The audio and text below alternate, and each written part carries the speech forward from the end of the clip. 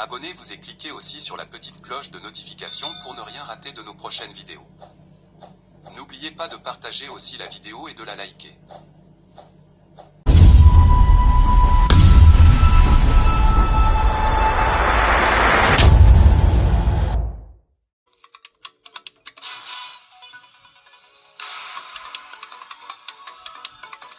L'RDC vient d'initier des réformes pour moderniser la gestion de son commerce extérieur. Objectif visé est faciliter l'import-export, améliorer la circulation de l'information entre intervenants et mieux renflouer les caisses de l'État. C'est la première ministre qui l'a lancé hier à Kinshasa. Des soins gratuits pour les détenus de la prison centrale de Bunia. Ils sont une centaine à en avoir bénéficié hier. Le contingent marocain a travaillé pour cela avec l'unité d'appui à l'administration pénitentiaire de la MONUSCO. La prison a aussi reçu des médicaments pour 2 mois. Recrudescence des violences basées sur le genre au Kasaï central, plus de 4000 rien qu'au 3e trimestre de cette année, avec en tête des viols sur mineurs. L'ONG Femmes main dans la main pour le développement intégral appelle à une mobilisation générale pour endiguer ce fléau. Nathalie Kambala-Loussé, sa directrice pays, est notre invitée.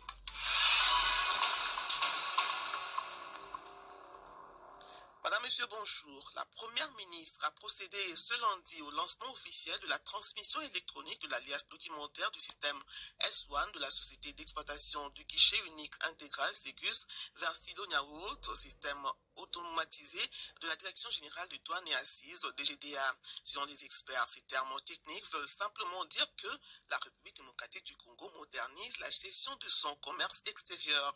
Cette réforme majeure vise à faciliter les opérations d'importation, d'exportation et de dédouanement, mais aussi à améliorer la circulation des informations entre les différents intervenants et renforcer la mobilisation de ressources dans les caisses de l'État. D'autres avantages de ce nouveau système avec vous, Alain Héroux.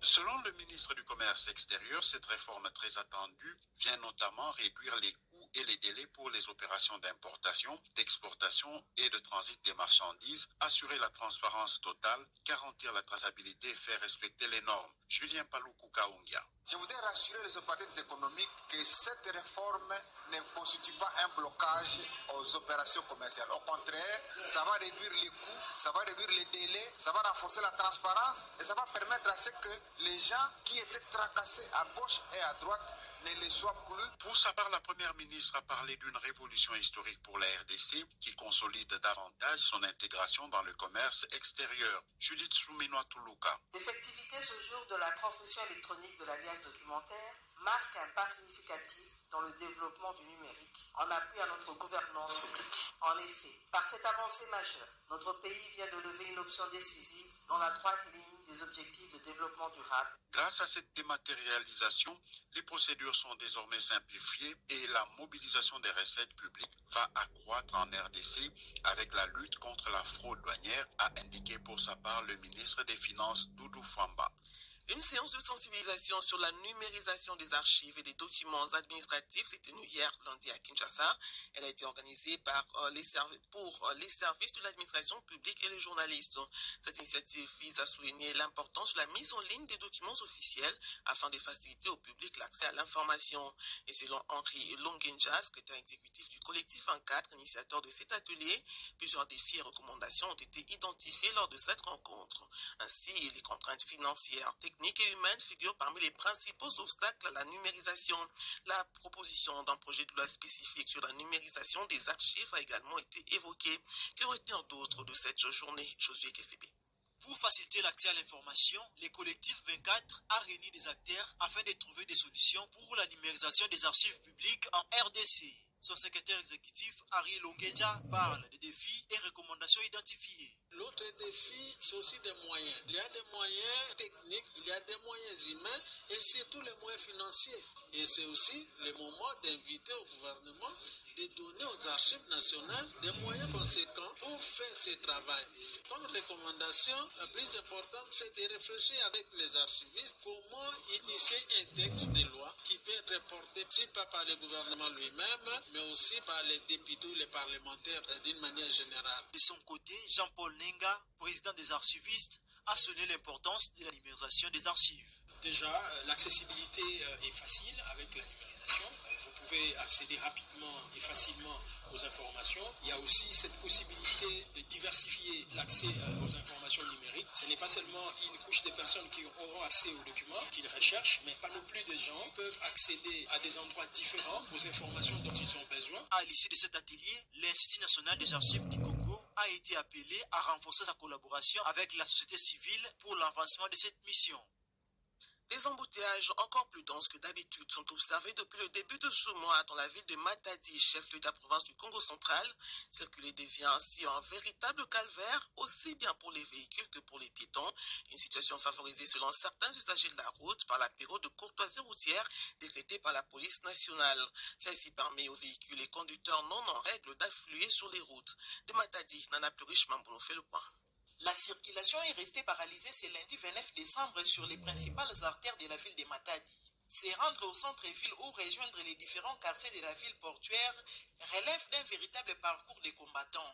Chauffeurs de taxis, motocyclistes et piétons vivent cette situation au quotidien en cette période de fête de fin d'année. Témoignage. Le problème lié à ce qui concerne les routes ou les embouteillages ici de la ville de Matadi nous rend vraiment la vie difficile. Il n'y a pas moyen vraiment de pouvoir bien exercer notre travail. À ce moment que nous sommes, il y a un moment de festivité où il y a trop de motos. Il y a aussi trop de véhicules dans la ville de Matadi. Les routes sont devenues fines. Cette situation est alimentée par l'intensification des déplacements, notamment la circulation accrue des camions poids lourds desservant le port. À cela s'ajoute l'occupation anarchique de la chaussée par les vendeurs, les arrêts désordonnés des taxis et l'insuffisance de la régulation routière. Au-delà des difficultés de se déplacer, les embouteillages entraînent un stress permanent chez les habitants, contraints de passer de longues heures au même endroit sous une chaleur accablante. Les embouteillages à Matadi constituent un véritable défi urbain et affectent la qualité de vie des habitants. Plusieurs observateurs pensent que des mesures urgentes s'imposent pour une bonne gestion du trafic dans la ville. Matadi, Nana Plurish Mambou, Radio Okapi. Pour ce Monitouri, une centaine de détenus de la prison centrale de Bunia ont bénéficié hier des consultations et de soins gratuits. Ils ont été assurés par l'équipe médicale du contingent marocain en collaboration avec l'unité d'appui à l'administration pénitentiaire de la MONUSCO. Ces casques bleus ont également remis un important lot de médicaments essentiels pour la prise en charge de près de 2000 détenus. Et selon la direction de la prison, cette assistance permettra de contenir les principales pathologies pendant au moins 2 mois. Isaac Raymond. Au total, 120 détenus, parmi lesquels des enfants, des adultes et des femmes, ont bénéficié des soins médicaux gratuits. Après les consultations, les pathologies les plus fréquentes diagnostiquées sont les infections urinaires et gynécologiques chez les femmes, les gastrites chez les enfants, ainsi que des hernies chez les hommes. Des cas jugés graves ont été référés à l'hôpital général de référence de Bunia. Un détenu souffrant des maux des dents a exprimé sa satisfaction après avoir été pris en charge par l'équipe médicale du contingent marocain de la MONUSCO. J'avais du mal à chaque fois quand je mangeais, ça faisait très mal. On m'a remis les médicaments, vraiment ça m'a soulagé. Et c'est comme ça que maintenant je suis bien portant. De son côté, le directeur de la prison centrale de Bunia a salué ces gestes humanitaires. Il indique que le lot de médicaments remis permettra de soigner environ 2000 détenus pendant une période estimée à 2 mois. Camille Zonzi. Je remercie la MONUSCO. Vraiment, nous étions dans les besoins. Et souvent, quand on a des problèmes au transfert de malades au niveau de l'hôpital général, aussi longtemps que nous avons des produits qu'on vient de donner aujourd'hui, on n'aura pas de malades à transférer au niveau de l'hôpital général. Par ailleurs, l'équipe médicale a signalé la présence de nombreux cas de mycose, liés notamment aux mauvaises conditions d'hygiène et à la promiscuité dans cette maison carcérale. Elle a profité de l'occasion pour sensibiliser la population pénitentiaire aux bonnes pratiques d'hygiène. Bunia, Isaac Remoyope, Radio Okapi. Des hommes armés assimilés à des combattants du M23 sont accusés d'avoir enlevé une quarantaine de femmes dans le groupement de Bukombo Centre. C'est dans le territoire de Rutshuru, au Nord Kivu. Les forces armées de la RDC qui livrent l'information indiquent que les faits se sont déroulés dimanche dans la chefferie de Buito, un acte fermement condamné par le commandement de la 34e région militaire. Des détails à ce sujet avec vous, Ronéline Tibonera. Selon les chargés de communication de la 34e région militaire, ces femmes, au nombre de 42, ont subi des actes de torture avant d'être enlevées. Se basant sur les témoignages des habitants, Dieudonné Kasereka précise qu'il est pour l'instant difficile de connaître la destination exacte ou le lieu où elles ont été conduites. Cet officier des FARDC rappelle que ces rapts n'est pas les premiers attribués aux rebelles du M23. Il indique que plusieurs civils et des personnes présumées proches des combattants Wazalendo ont été tués par les M23 AFC à Mouchoro, dans la chefferie de Bouito. À cela s'ajoutent d'autres crimes commis à Pitango et Moussinde, dans la chefferie de Batangi, ainsi qu'à Kaongolé, dans la localité de Katsiro, toujours dans la chefferie de Bouito, indique-t-il. Le groupement de Bukombo fait partie des zones où la situation sécuritaire demeure volatile. Des escarmouches entre les combattants Wazalendo du groupe CMC et les rebelles du M23 y sont fréquemment rapportées. Cette zone est également connue pour des graves violations des droits humains commises contre les civils. Les différentes initiatives visant à ramener la paix dans cette région se sont jusqu'ici révélées infructueuses. Dans le Maïndombe, pendant ce temps, plusieurs villages du territoire de Kwamout sont rebaptisés depuis leur occupation par des miliciens à Mobondo. Ces hommes armés ont par exemple changé le nom du plateau de Bateke en plateau Lunda. Ces informations, recueillies par Jean-Claude Tangamou de la radio-télévision Bandundu Développement, sont rendues ici par Wamingi Tukulu. Selon le service de communication de la 11e région militaire, ces miliciens poursuivent un projet de récupération des terres de populations autochtones. Le porte-parole de l'opération Ngeba, le capitaine Anthony Waluchet, l'a dit dimanche 28 décembre devant la presse à Kikwiti dans la province de Kwilu. Capitaine Anthony Waluchet. Le plateau de Bateke et plusieurs villages du territoire de Kwamout a déjà changé de nom. Ils chassent les autochtones, ils récupèrent leurs terres et ils nomment le plateau de Bateke. Ici, on appelle le plateau Lunda. Selon eux, c'est leur terre et ils doivent récupérer ça. Un des chefs traditionnels à Kwamout, Dani Libi, confirme ce changement de nom. Il y a certains villages qui ont changé de nom, tels que Momo, ils ont appelé ça village Minikongo, et il y a Kunzulu qu'on a appelé Mawanga, Ganardo qu'on a appelé les derniers événements qui ont appelé ça Pulungu, et Ngweme qui ont baptisé ça Akikwit, Ambunti qui ont appelé ça Matundu, Makusho qui ont appelé le village Kabak. Nous sommes au Kasaï, central à présent. Plus de 20 habitations ont été incendiées la nuit de dimanche, ailleurs lundi, au village Benabilala. C'est dans le secteur de Moutefou, territoire de Kazumba, à environ 80 km de Kananga. Selon des sources locales, les auteurs sont des membres d'une famille du village. Ils ont mis le feu à ces habitations pour venger la mort de leur frère qui aurait été assassiné selon eux. Toutefois, des informations concordantes indiquent que la victime a plutôt succombé à un abus d'alcool. La police est intervenue pour rétablir l'ordre, mais les habitants, eux, se retrouvent toujours réfugiés en brousse. André Katendeng Kalamoudoumé revient sur ces incidents. Tout est parti du décès de Mouya Yambombo, une quarantaine révolue habitant le village. Cette mort est survenue à la suite d'une consommation excessive des boissons alcoolisées samedi dernier.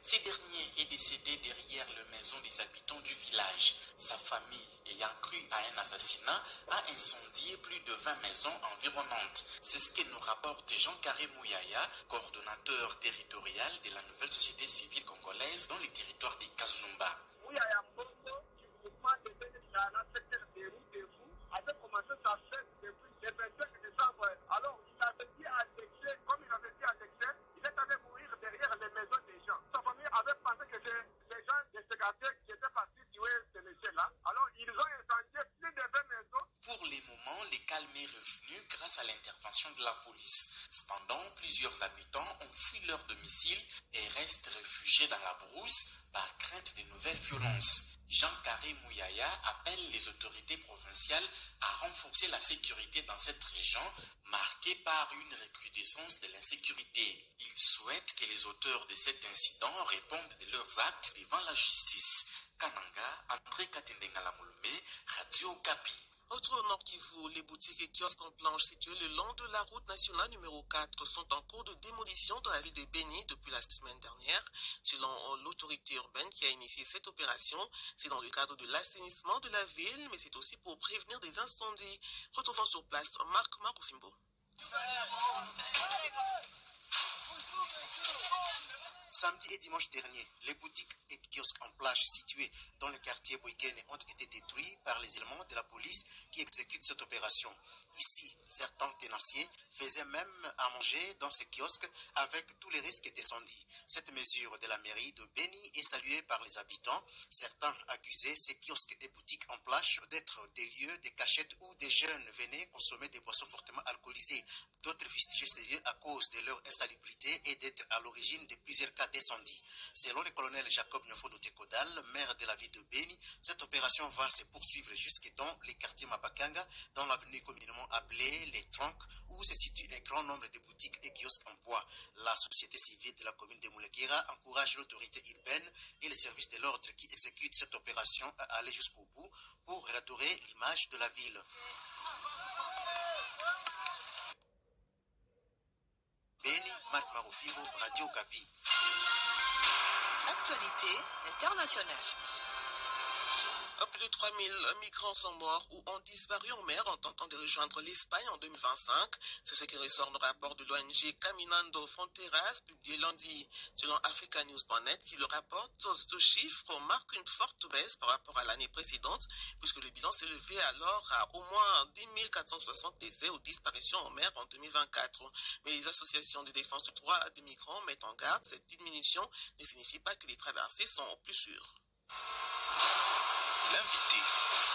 L'ONG Femmes Main dans la main pour le développement intégral dénonce la recrudescence des cas de violence basés sur le genre dans la province du Kasaï central. Nathalie Kambala, sa directrice au pays, indique que plus de 4000 cas ont été recensés rien qu'au troisième trimestre de cette année. Elle appelle à une mobilisation collective des autorités, des organisations de la société civile et des communautés afin d'endiguer ce fléau dans la province. Nathalie Kambala Loussé, notre invitée, à son entretien avec André Katende Ngalamouloumé.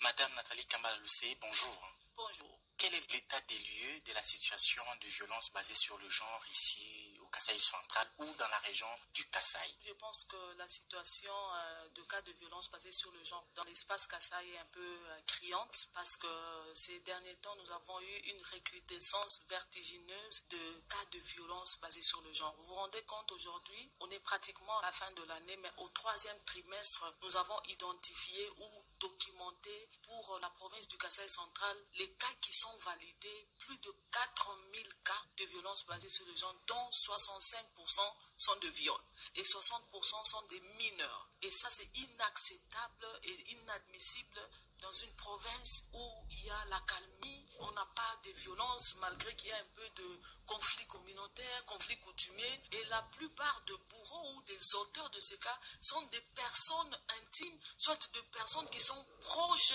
des victimes.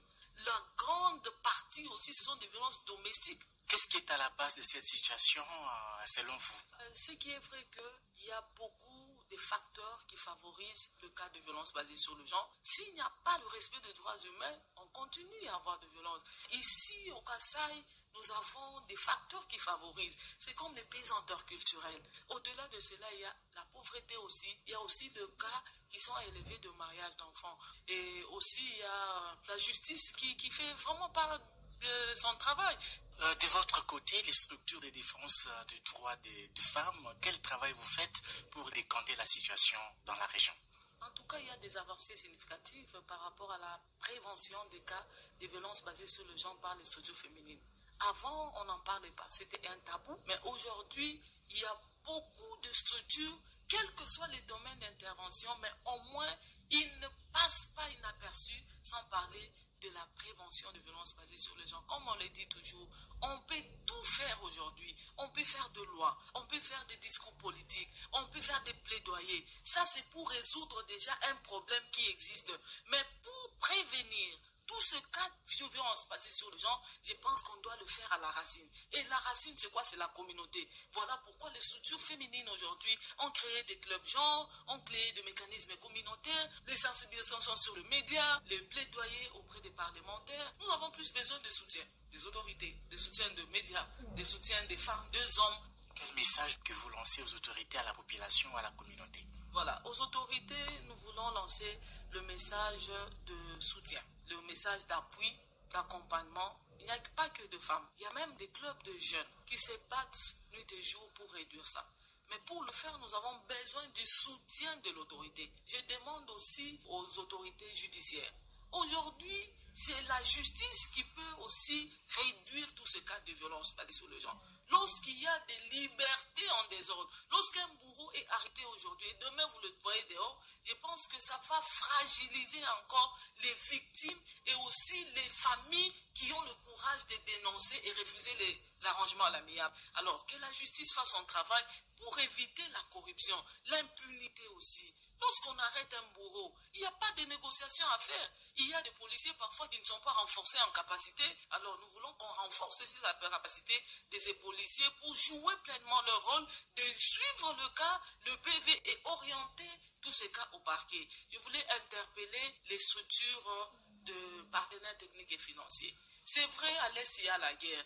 Mais les violences basées sur les gens sont partout dans le monde entier. Alors, nous demandons de mobiliser les fonds pour qu'on puisse sauver les vies de femmes et de filles, et aussi des hommes qui sont aussi violentés. Et aux femmes d'être debout, de dénoncer, d'orienter tout cas de violence à des structures de prise en charge gratuitement.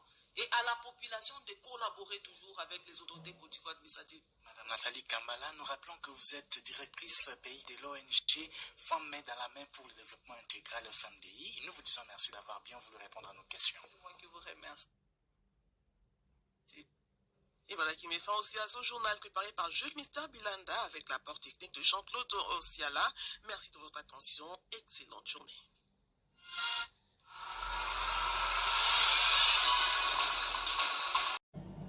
Abonnez-vous et cliquez aussi sur la petite cloche de notification pour ne rien rater de nos prochaines vidéos. N'oubliez pas de partager aussi la vidéo et de la liker.